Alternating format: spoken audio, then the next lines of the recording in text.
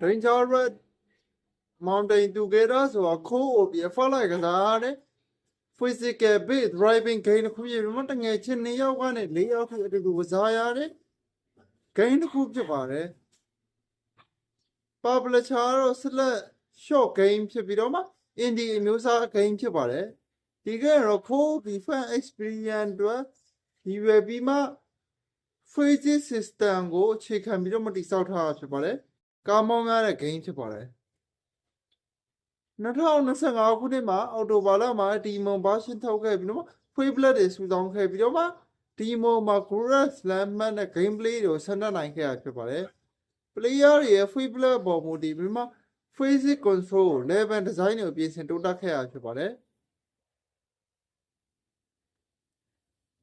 ကားတွေကိုကျိုးနဲ့ချိန်ထားပြီးမှအတူတူမောင်းတက်ရပြီးတော့မှတစ်ယောက်ကပြုတ်ကြရင်အားလုံးကပြုတ်ကြတဲ့ design ဖြစ်ပါတယ်